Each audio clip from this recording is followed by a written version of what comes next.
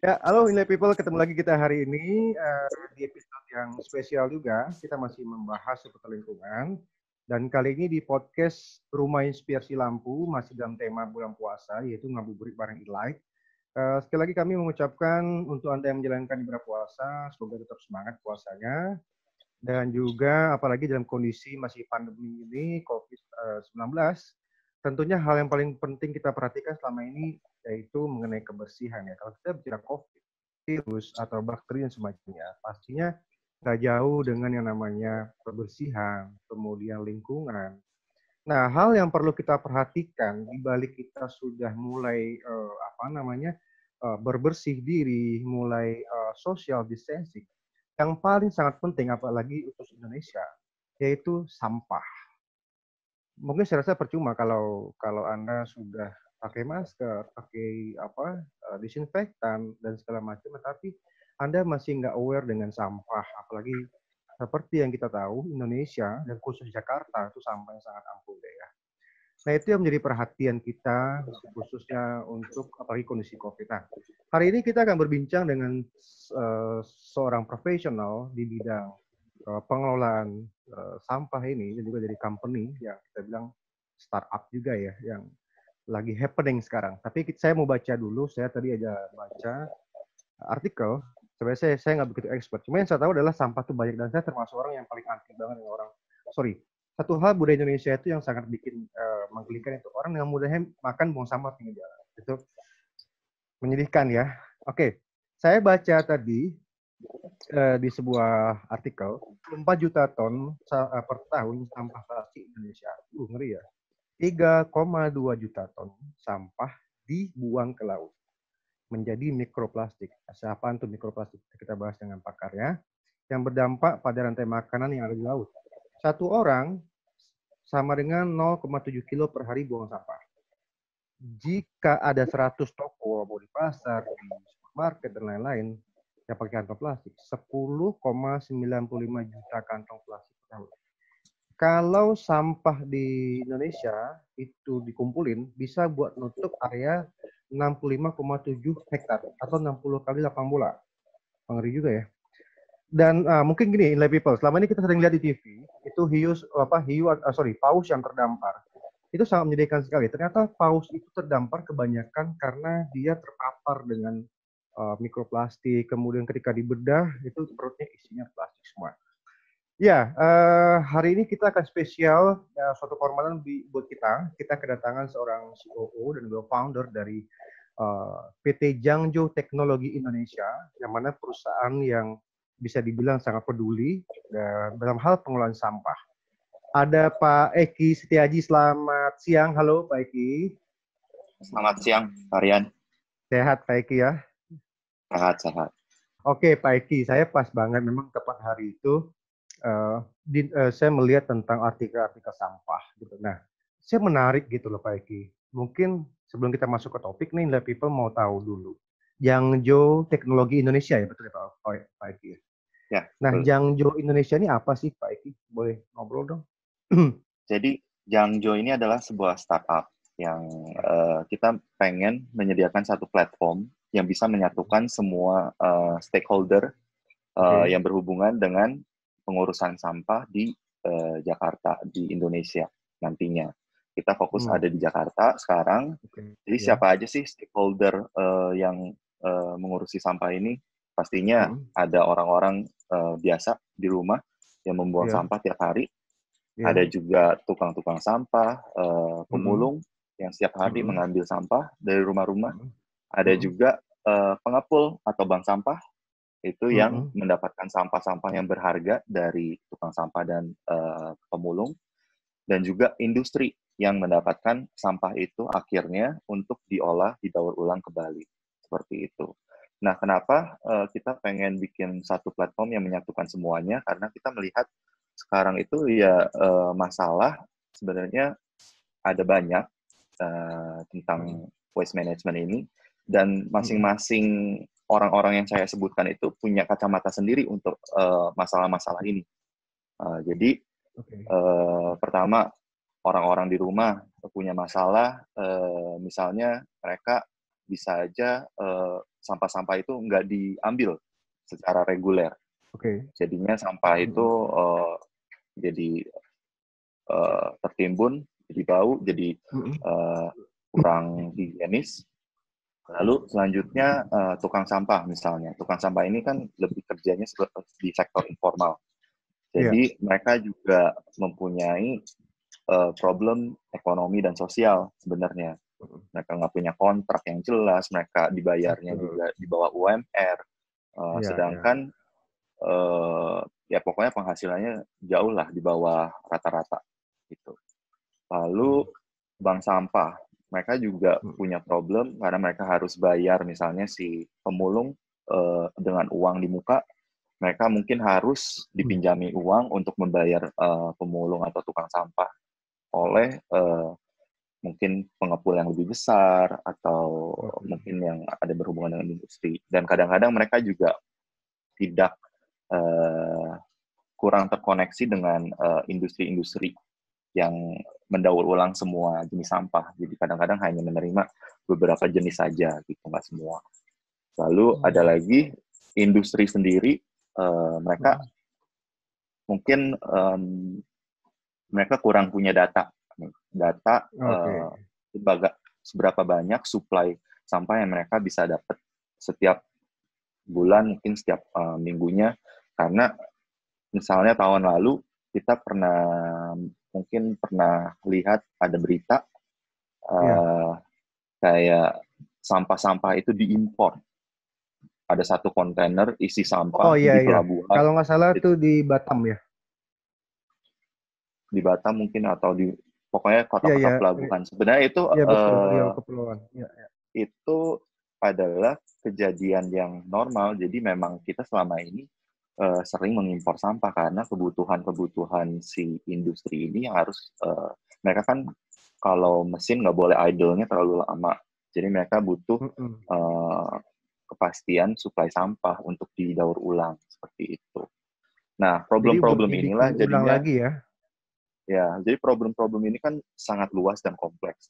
Jadi kita melihat sebenarnya ada satu celah di mana kita bisa membuat sistem yang actually bisa menyatukan semuanya dan sekaligus memecahi masalah-masalah ini gitu. Nah, terbentuklah Jangjo. Jadi Jangjo ini kita ada 4 founder, lumayan banyak. Jadi masing-masing dari kita sendiri sebenarnya punya background masing-masing. Yang satu beda-beda. Yang satu dia memang pernah mengurusi startup di bidang e-commerce dan juga logistik. Yang lainnya, yang kedua ada CEO di bidang perusahaan IT. Yang ketiga ada CEO di perusahaan branding dan marketing. Nah, Pak Eki sendiri? Saya sendiri bidangnya saya dulunya pernah jadi scientist. Jadi ilmuwan. Terus sempat jadi konsultan untuk waste management juga gitu. Jadi kita ketemu meskipun kita punya background yang berbeda masing-masing, tapi kita punya visi ya memang untuk mengatasi masalah sampah ini gitu. Kalau saya lihat formasinya pas itu ya. Tepat banget itu formasi di Kebetulan. Kebetulan. Ya, memang dicari-cari juga. Ya. Udah berapa lama sih Jangjo ini, Pak Eki? Kita baru mulai tahun lalu sebenarnya.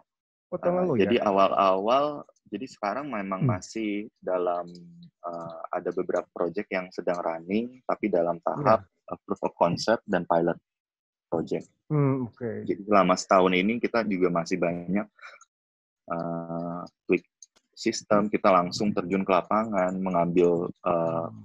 melakukan pengumpulan sampah, terus kita juga rekrut tukang-tukang sampah existing, kita edukasi warga-warga untuk memilah sampah, kita juga approach B2B untuk kerjasama dengan kita ada kerjasama juga dengan startup yang memang mereka mendaur ulang istilahnya, kita bantu juga untuk berkembang bersama-sama seperti itu. Jadi memang tujuannya dari awal memang seperti itu.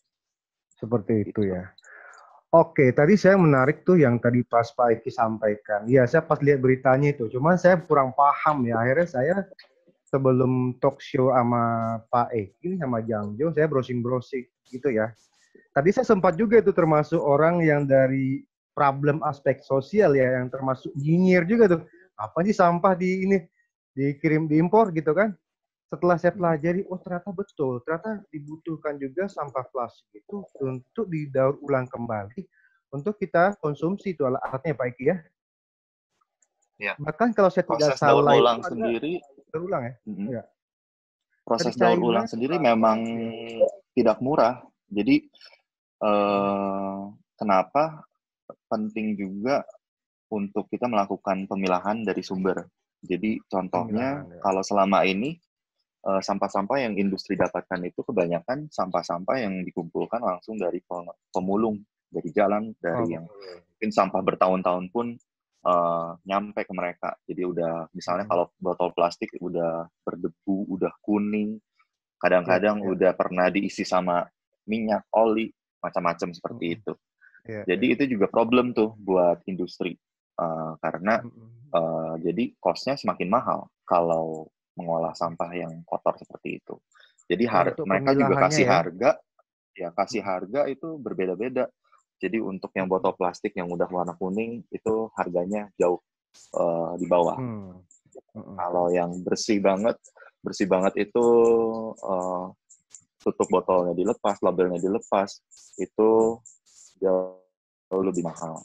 Nah, hal-hal seperti inilah yang sebenarnya kita pengen juga untuk berikan, dikasih solusi. Jadi ada pemilahan sampah dari sumber. Jadi si tukang-tukang sampah ini langsung dapat sampah-sampah yang sudah terpilah dan bersih. Misalnya, nggak cuma botol plastik aja. Mungkin contoh yang baik itu adalah kertas. Kertas ini semua itu ada harganya. Kertas HVS putih, kertas yang ada warna. Nah, tapi kalau itu semua harganya lumayan berharga lah. Tapi kalau kena basah dan kena makanan aja langsung, itu sampah udah tidak berharga. Ya. Jadi bayangkan makanya juga mungkin si tukang sampah dan pengepul ini jarang sekali untuk mengumpulkan sampah-sampah kertas ini, padahal sebenarnya berharga. Nah, itu kita coba untuk kasih solusi dengan pemilahan sampah dari sumber si rumah-rumah ini untuk memilah sampah plastik, sampah yang basah, dan sampah yang kering. Sampah kering ini ya itu termasuk ada sampah kertas ini, jadinya ada harganya lagi dan sekaligus memberikan pemasukan lebih untuk si tukang sampah atau pemulung. Pemulung yang pasti harga jual dia lebih tinggi ya. Ya betul ya.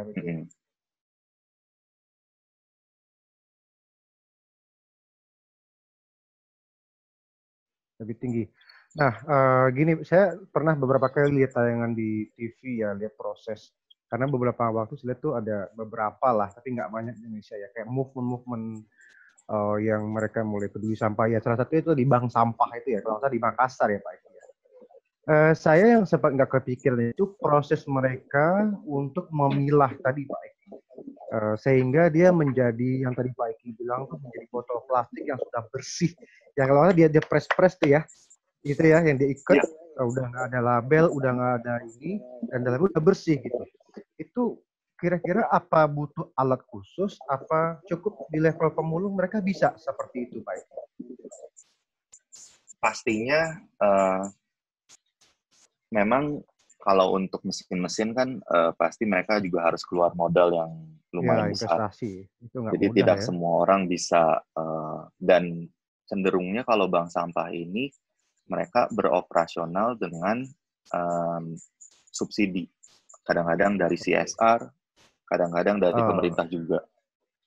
Jadi itu juga sebenarnya merupakan masalah karena kalau ketergantungan dengan CSR dan subsidi, mereka tidak bisa mandiri dan memikirkan untuk berkembang lebih baik. Nah, di Jangjo sendiri, jadinya kita pengen bank sampah ini mandiri dengan bantuan kita. Jadi ada SOP, misalnya juga termasuk di situ ada mesin-mesin press. Kenapa mesin press ini penting? karena itu juga yang menekan cost nantinya ketika mereka akan mengirim ke industri langsung misalnya. Kalau industri itu pengennya setiap kali mereka menerima sampah itu dalam jumlah yang sangat besar. Oh iya. Jadi Ya, betul. misalnya botol plastik itu kalau kira-kira mereka mau dikirim sekali pengiriman itu berton-ton. Bisa dibayangkan botol plastik kalau tanpa Ya, dipres ringan ya. itu berton itu akan membutuhkan lahan yang seberapa luas. Nah itu nggak mungkin kecuali dipres. Makanya dengan betul. itu mereka nggak bisa jual si botol plastik yang tanpa dipres ini ke industri langsung. Jadi mereka terpaksa harus memberikan ke pengepul yang skalanya lebih besar yang punya mesin misalnya gitu dan mempunyai lahan yang lebih besar.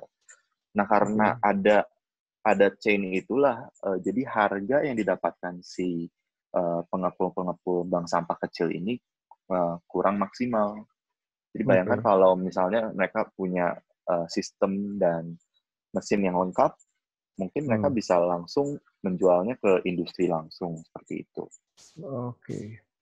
Tapi untuk mereka jual ke industri langsung, ada nggak sih Pak Eki minimal untuk bisa masuk ke industri yang besar itu harus sekian ton gitu? Ada nggak Pak Eki? Iya, harus. Makanya jadi kita itu juga dalam tahap pilot project kita. Jadi kita pengen tahu untuk skala bank sampah dengan misalnya lahan segini banyak, mereka bisa optimize jumlah sampah apa aja yang dapat mereka terima dan perlu di optimize, di press seberapa banyak dan jenis-jenis sampah aja yang mereka bisa olah dan seperti itu. Itu masih dalam tahap kita untuk selidikin sih. Gitu. Oke. Dari Jiangjo Indonesia sendiri, sebetulnya apa sih yang ingin ditawarkan, baik untuk mitra atau untuk individual yang lainnya gitu loh Pak? Kita ingin tawarkan jadi semua stakeholder ini akan maju bareng-bareng.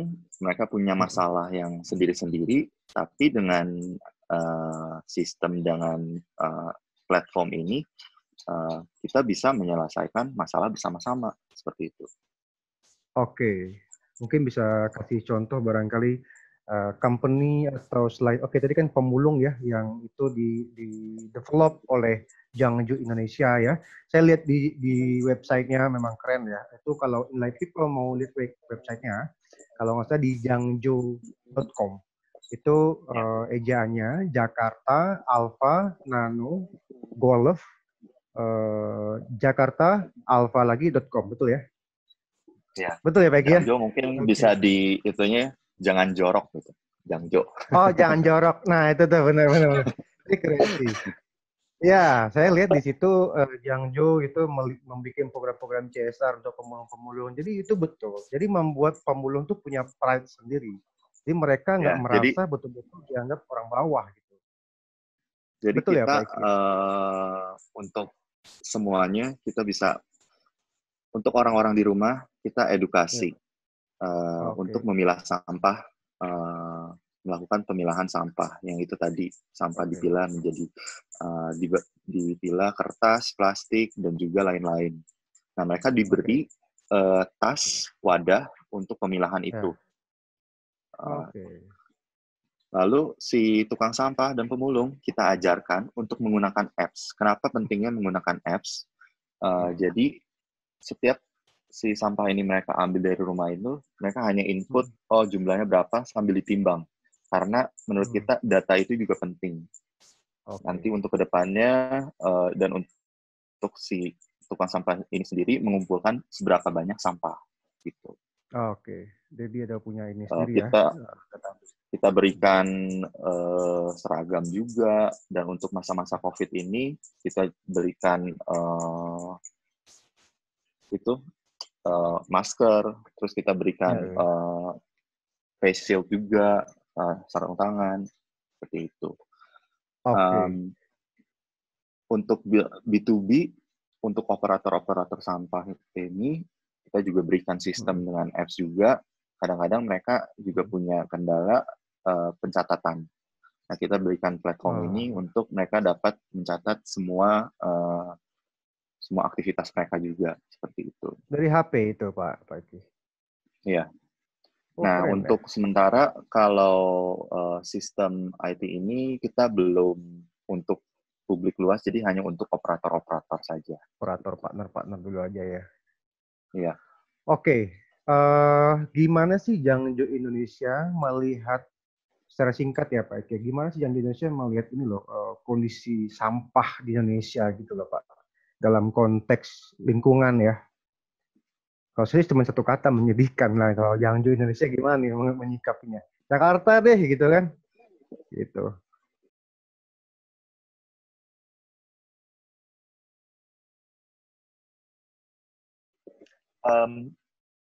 Menarik sih sebenarnya. Jadi Ya. sebenarnya kita punya kesempatan untuk lebih dari negara-negara maju. Karena kalau negara maju itu mereka tidak punya SDM. Jujur kalau sekarang kita sebenarnya bisa menganggap pemulung dan tukang sampah itu adalah pahlawan lingkungan. Tanpa mereka, sampah-sampah ini akan susah untuk didaur ulang karena membutuhkan pemilahan sampah yang sangat detail sebenarnya untuk melakukan daur ulang. Jadi kalau di negara maju justru kadang-kadang mereka akan kesulitan. Jadi sampah-sampah itu nggak usah didaur ulang sebegitunya. Jadi sampah-sampah kebanyakan menjadi di insenerator untuk dikonvert ke energi atau bahkan diekspor ke negara-negara berkembang seperti kita. Nah, justru kalau untuk soal pengelolaan sampah sih memang kita jauh dari segi teknologi, dari segi sistem seperti itu kita masih jauh. Tapi setelah menjalani ini selama setahun, saya sih lumayan positif karena banyak orang yang di rumah-rumah ini ternyata mereka willing untuk melakukan pemilahan sampah gitu. Tanpa insentif apapun, mereka willing kok, hanya untuk ya sebenarnya mereka mendapatkan apa ya rasa apa ya pride lah mungkin ya. rasa pride, rasa apresiasi untuk diri sendiri karena mereka sudah betul. kontribusi untuk lingkungan kan seperti itu. Ya minimal tidak membuang sembarangan, apalagi udah bantu kontribusi seperti ini ya. Maksudnya sih hebat, apalagi di Indonesia. Ya saya setuju juga ya, memang setelah saya lihat itu di tayangan-tayangan mengenai bagaimana proses mengurus sampah itu memang tidak semudah yang dibayangkan ya Pak Eki ya. Nah Pak Eki, kita bicara nih tentang kebutuhan orang Indonesia selain pangan gitu ya, kebutuhan untuk rumah. Kita pilih lampu deh. Bagaimana Jangjo Indonesia melihat lampu LED? LED kan lampu generasi ketiga nih Pak Eki ya, dibanding yang sebelumnya, dengan segala macam kelebihan. Dalam aspek lingkungan nih, gimana Pak Eki dan Jangjo Indonesia begitu? Pastinya sih LED sangat baik untuk lingkungan. Jadi saya juga nggak tahu data sekarang gimana, apakah semua lampu di Indonesia udah diganti LED atau belum.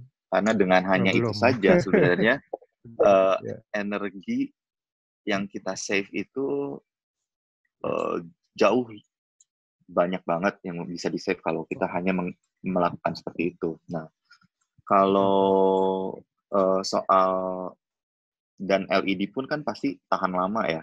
Jadi sampai sekarang pun dan bahan-bahan yang digunakan untuk LED jauh lebih safe dari lampu bohlam zaman dulu. Ya betul. Gitu kan. Nah, sebenarnya itu juga yang harusnya industri pikirkan sih sebenarnya apa sih dengan teknologi-teknologi yang sudah canggih seperti ini, bagaimana kita bisa bahkan bisa mengakibatkan apa ya mendapatkan impact yang sangat besar sebenarnya. Betul, betul sih.